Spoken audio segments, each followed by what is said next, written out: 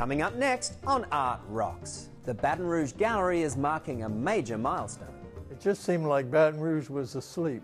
They hadn't woken up to the fact that there was such a thing as modernism and modern art. We examine the culture of contemporary dance in one community. The arts and culture is an extension of who we are as a community and who we are as a human race. And zero in on the art of quilting. An art quilt is basically a piece of art that's referencing the quilt form, a creative visual work that is stitched and layered. Plus the story behind one of the most recognizable sounds in all of Cajun and Zydeco music. That's all up next on Art Rocks.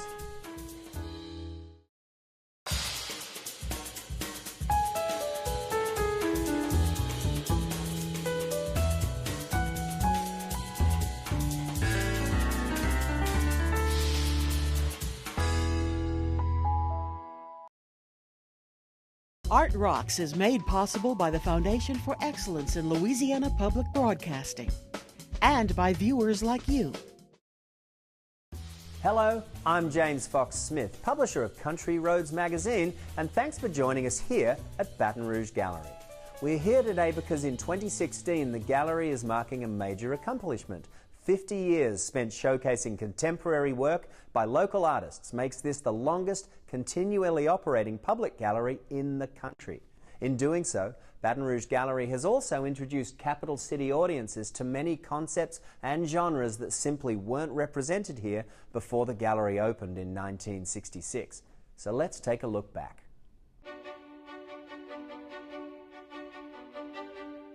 It just seemed like Baton Rouge was asleep. They hadn't woken up to the fact that there was such a thing as modernism and modern art. It was a very different place when we came down here. Certain mores and manners were established. There were some art galleries that dealt with traditional art, attempting to describe a world that didn't exist anymore. The art scene wasn't about young creative people. There was no place for us to show the work we were doing. There was no contemporary art gallery to speak of. We felt we really needed to open a door here. We had grandiose thoughts. We were young, but our ideas were big. And, you can't shut off ideas. They got to come out. And so that's what this is all about, letting our ideas out.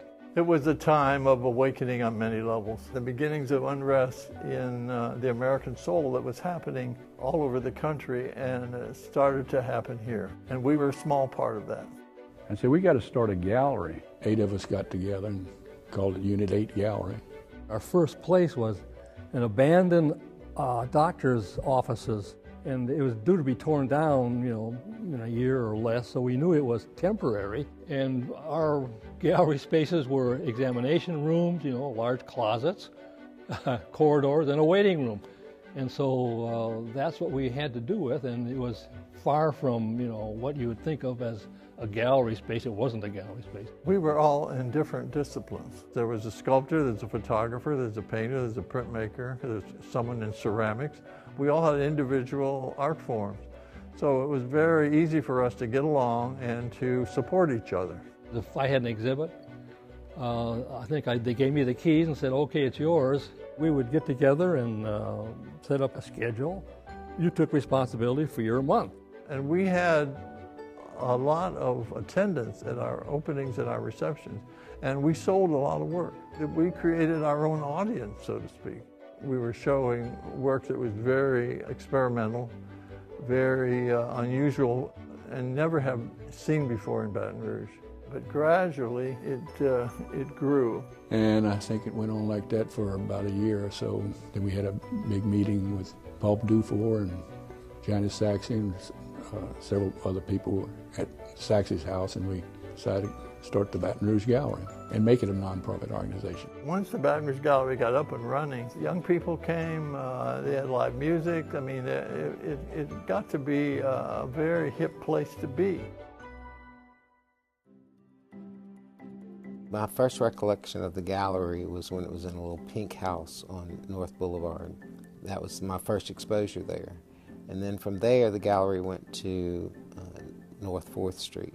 As a college student at Southern University, I would venture out to downtown from time to time, and I would always find my way to 4th Street and go into Baton Rouge Gallery to see what artworks were on exhibition. At that time, Frank Hayden, Amber Laverne, who was a sculptor, also Van Chambers. We had 3 professors from Southern showing that in the gallery at that particular time. What was shown there was good quality work, and all of the artists at that point were local.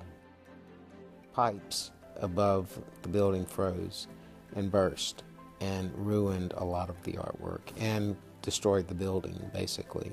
So we were forced out. We left there and went actually to Kornmeyer's Furniture Store, just as a temporary gallery.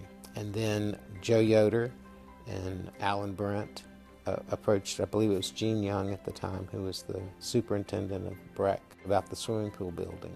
The lighting wasn't all that good, that's for sure, and it needed paint and needed this, needed that, but it's a lot better than what we were at. It gave us stability, and we no longer had to look for another place to show in because this was there. All we had to do was keep developing it. Having that bigger space not only let us grow physically, but I think the attitudes changed, and it brought us more into the community. Because it was in a place that was a community gathering spot to begin with. City Park Pool House it's been there for so many years. Rather than see something like that torn down, to find a secondary use for it that really provides everyone in our community an opportunity. It's just part of our community landscape that, to me, is a very, very valuable piece. With the changing times, the gallery has continued to grow and meet the challenges for the art scene and broaden, our acceptance of art in general here in Baton Rouge. Everybody who shows in the Baton Rouge Gallery is exploring a creative, expressive idea, and that's always worth being in touch with. There is music there, there is poetry read there, new fiction is read there, filmmakers are showing there. It's become a scene for all the contemporary arts and not just the visual arts. It boggles the mind when you think of all the things that are happening here that weren't happening before, let's put it that way. When Baton Rouge Gallery was a small gallery, I'd had this vision in mind. I would say, I hope Baton Rouge Gallery could bring more of the public in to be able to see the artwork through other ways. And today is that way. It's a gallery that's known as a visual arts gallery, but now it's tied into the whole community. And that's what I've always envisioned Baton Rouge Gallery to be.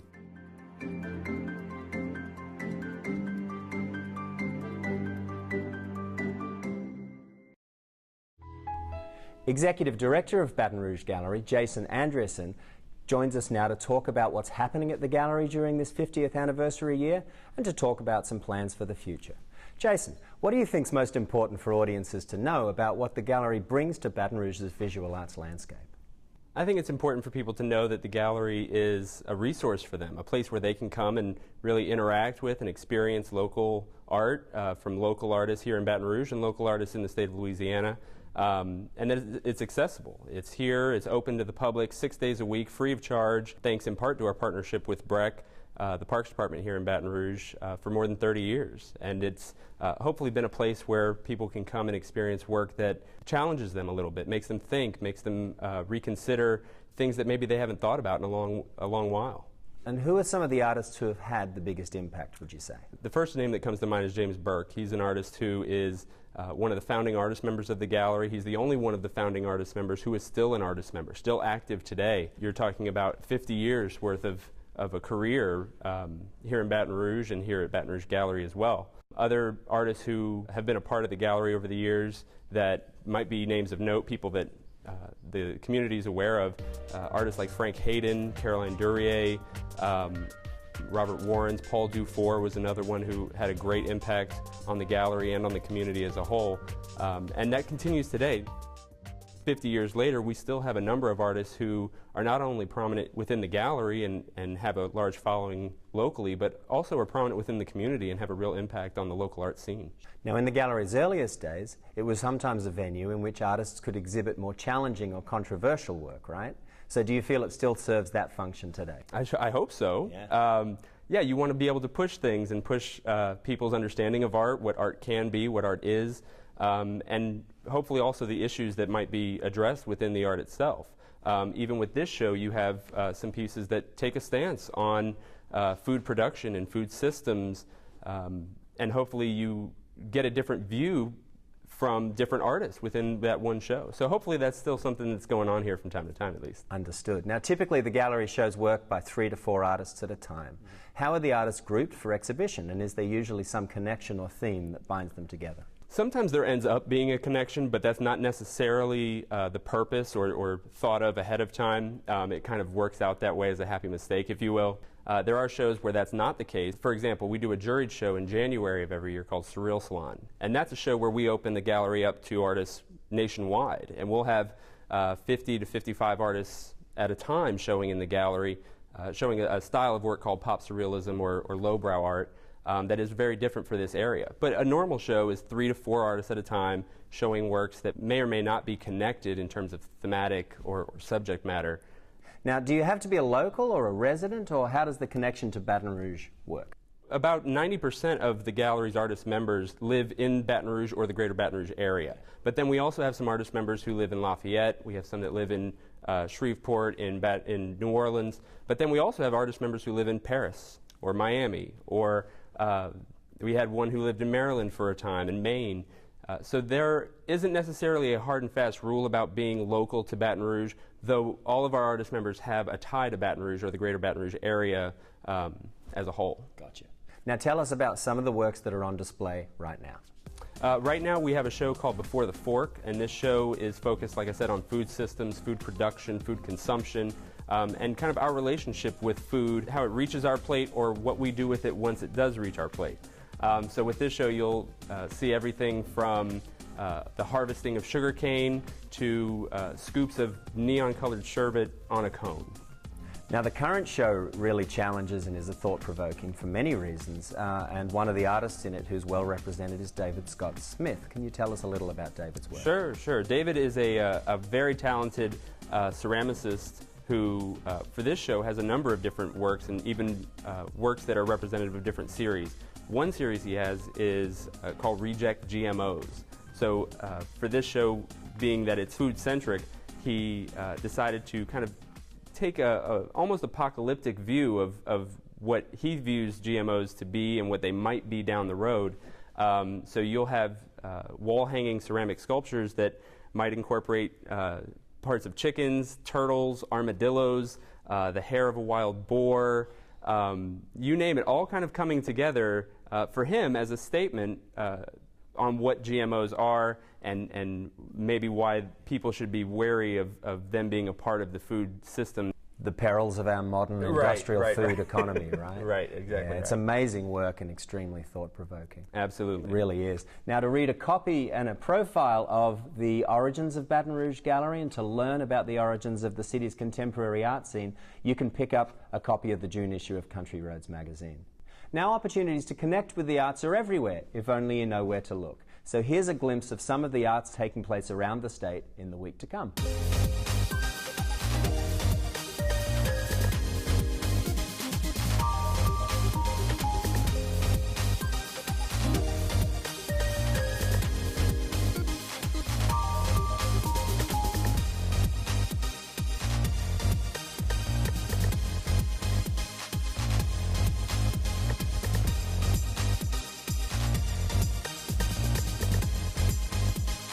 To learn more about these and other events in Louisiana, visit lpb.org/artrocks or pick up a free copy of Country Roads magazine.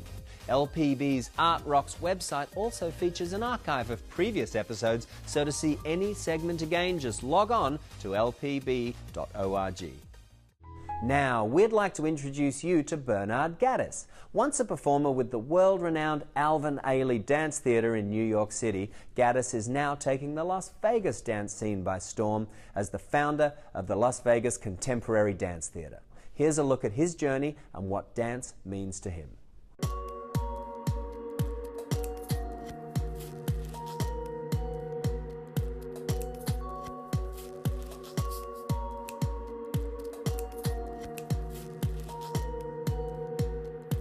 Alice Down the Rabbit Hole is one of those old-time grim fairy tales. It was something that was required in my high school. We were to read Alice in Wonderland. It was about this young girl who thought out of the box. and didn't put herself in what society thought she should do. So that's what piqued my interest. My name is Bernard H. Gaddis, and I'm the founder and artistic director for the Las Vegas Contemporary Dance Theater.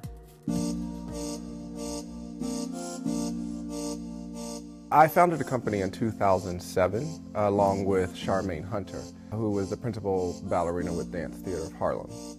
I'm originally from Philadelphia, Pennsylvania. I was born and raised, and then moved to New York City after joining the Alvin Ailey American Dance Theater.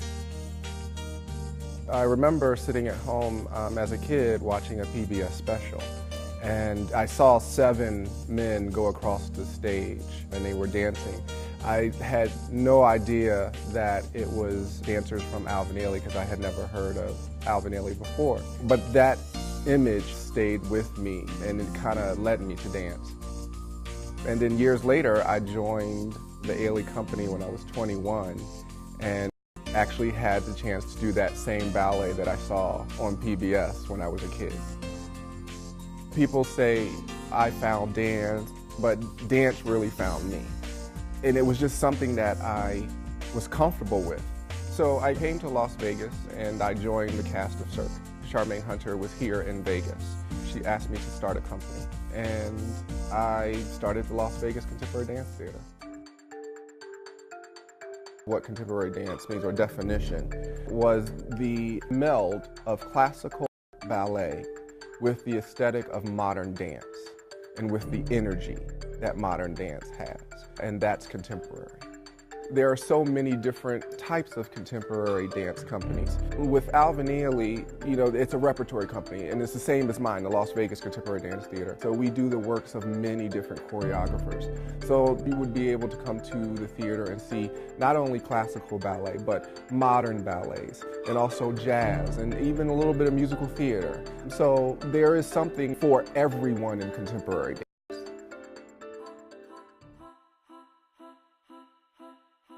My company is considered a very dramatic company, and it's because we like to send people through an emotional roller coaster. We like to have them feel joy and anger and sadness and love, lust. We should be able to move you without saying a word, to reach you and who you are as a human when we're dancing. So we should be able to connect with what it is that we're doing on stage and what it is that you're feeling, and making sure that that connection is honest and true.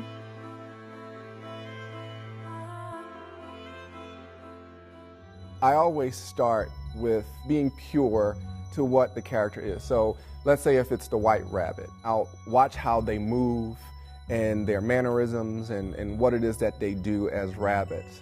And then from there, I go from layer to layer to layer. So from here you go arabesque, soutenu.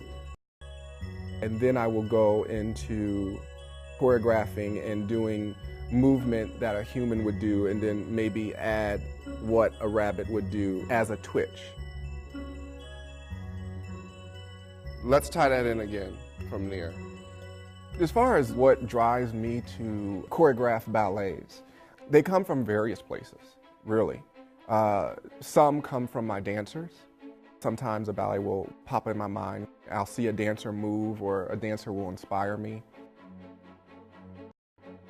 A culture, even movies and history. So my inspiration to choreograph comes from various places, but life. I believe that it's important for a community to have a contemporary dance company because contemporary dance, or all dance, is an extension of the community. The arts and culture is an extension of who we are as a community and who we are as a human race. You can't find any race or culture that does not dance, that does not sing, or does not move, or does not have rituals. So the arts is who we are as human beings. And it also defines what a city is, the heartbeat of a city. I dream big, and I try to take those dreams and make them a reality. I wake up every morning excited about working with a group of human beings that understand and value what dance is.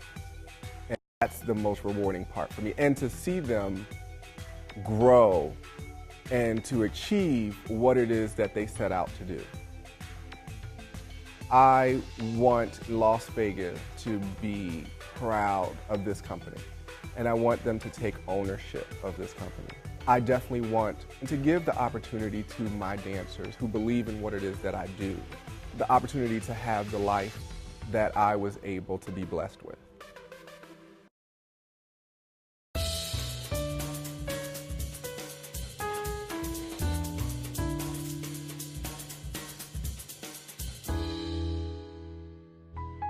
To learn more, visit lvdance.org. Coming home now for our Louisiana Treasures segment. If you happen to make a stop at the Visitor Center in Lafayette, one thing you just can't miss is the huge replica of the most recognizable instrument in Cajun music. Kelly Streng gives us a warm welcome to the story behind the sound. The T-Fair sculpture we have here on the grounds of the Lafayette Visitor Center was created by partially by a design from our creative director here on staff and Begno Manufacturing, which is a metal manufacturing company in Lafayette. The T-Fair for us has dual meaning. First of all, it's a musical instrument used in Cajun music. Cajun music, started out here as people made their own instruments. They made cigar box fiddles. They, if they were blacksmiths, they could make the T-Fair, the little iron, in the shape of a triangle, and hit that, to keep rhythm for the Cajun music. They would have house dances, and you keep rhythm so that people can dance. It's kind of a triad of the food, music, and culture that we support and promote here in Lafayette. I mean, Cajun music is really huge. Cajun and Zydeco music in the local area is starting to gain, or is gaining popularity around the world. There are pockets of dancers that love to come here to different festivals from the East Coast and West Coast and the Midwest, and so Cajun music has been winning Grammy Awards, recently in the last 5-6 years. So there's been a lot of notoriety that Cajun musicians have started to get, and they are able to not only play here but travel the world and take their music on the road. Visiting a neighbor now over in Texas, where Houston quilter Kim Ritter struggled with the advice of a teacher who advised her to never do cute. But after many trials and tribulations in her own life, she decided it was time to just be herself. Whimsical, ironic, and funny. We join Ritter at her studio as she takes us step by step through her creative process. Our quilts started actually in the 70s, sort of during the hippie days when people were going back to making whole wheat bread and tie-dye and all of that. So that's really where the art quilt movement started. I come to my studio every day and I sit and I just write and think of ideas and just make notes. I have a pile about this big of ideas and sketches that are waiting to be made into quilts. I'm Kim Ritter, and I'm an art quilter. An art quilt is basically a piece of art that's referencing the quilt form. So art is a creative visual work that comes from thought and becomes form. And a quilt is something that's 3 layers and is stitched together. So basically an art quilt is a creative visual work that is stitched and layered. I've been an artist my whole life, and I was a collector of traditional quilts. When we moved to London, I took a little class that I thought was just going to be a class to meet friends, and it ended up being a City and Guilds class, which is set up to retain and further the traditional crafts of the UK. After I took that 2-year class, I was pretty much set up and ready to go to be an art quilter. The steps of making an art quilt are, first you have to come up with a design. I get the ideas and I pare down to one idea that seems to be right for the moment that I'm working in. And then I take the drawing and I scan it into my computer. So then finally I print out the quilt. Part of why I do the printing is I don't like piecing. It's a little bit of a cheat, but... So then after you actually have the quilt top, then you have to layer it in 3 layers. You have the top, the batting, which is a thick, soft stuff, and then the backing. And then you've got 3 layers. It's quilted with the thread you wanted and the colors you wanted. Then you take it off the frame and you have to trim it, and then you put on what's called the binding, which is what you see going around the quilts, the little thin edge. And then you're done. Well, cut off all the threads. I think my biggest inspiration for art quilts has been daily life. What I'm really well known for are my quilts that are about women. And so that has been really my focus for most of the time. I also do some things about pets. And recently, I guess all the reading of dragons kind of crept into my head, and I had a whole series of dragon quilts that just showed up from pen and had to go straight to being quilted because I just loved them so much. My dragons don't breathe fire, they eat cherries. In 2008, our house got hit by Hurricane Ike pretty bad. We were living down in Clear Lake, so we moved up here to my studio, and I never did address those in my quilts. 6 years later, here I am, and all these drawings keep coming up with this sort of circular motion. I finally realized those were the hurricane quilts. The quilt with my mother on it is an homage to her. She's the one that taught me how to sew and taught me to be really creative. She taught me how to draw. She taught me how to knit. She taught me how to do all the things that women do to make art. When I'm making my art quilts, I just love the fact that you get zoned in and all the other worries of the world go away when you're working on art. When people come and look at my work, what makes me the happiest is when I hear a little chuckle or see a little smile, and I can see the wheels turning in their head of connecting the title to the piece and kind of seeing what I'm trying to do. So that's really what I want them to take away, is a smile and something else to think about after they're done.